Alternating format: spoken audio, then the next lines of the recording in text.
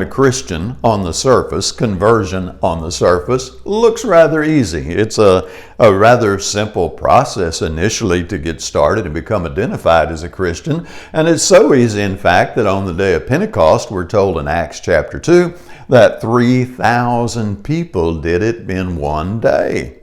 That's pretty awesome stuff, isn't it? Well, wouldn't you like to see 3,000 conversions in one day? Can't even imagine it. No, this is the easy part. Getting started, that's the easy part. Now, getting in there and getting into the depth, that's the hard part. And the challenge, the trap that happens to many people, is they get stuck in a rut.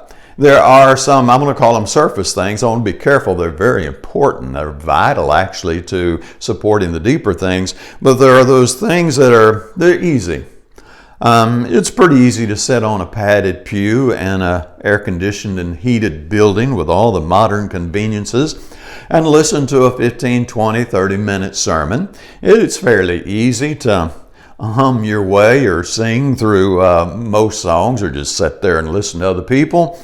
It's pretty easy to drop $1 or $2 in the collection plate. You know, there are those things there that they are Christianity and they're vital, but they're easy. And a lot of people get in a rut. They get to that level and they get to practicing the surface things and they make a change or two in their life, which is a step forward, and then they just stop.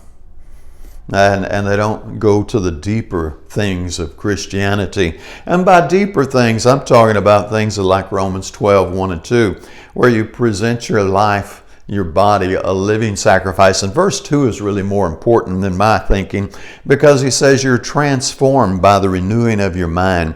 You learn to think entirely different. You no longer think like the world. And the things that the world prioritizes, all of these activities that aren't necessarily immoral, they're just so busy they take you away from your number one priority, and that is seeking God.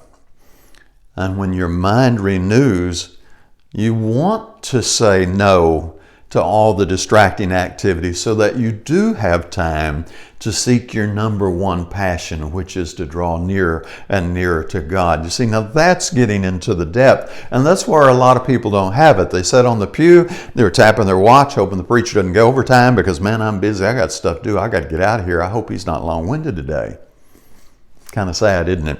And then there's Galatians 2:20, where Paul says it is no longer I who live, but Christ who lives in me. And so you reach that depth of identifying with Christ and becoming one with Christ so much that you can get to that point where, along with Paul, you go, no, this isn't me anymore. This isn't my life.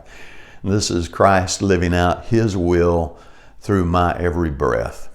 Now we're getting deep. Now we've gone way below the surface and gotten into some very serious stuff. So think about Christianity. There are those things on the surface, which again, don't belittle them. They're important.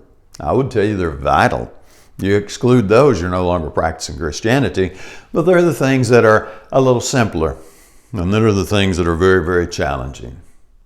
Challenge yourself. And of course, have a great day.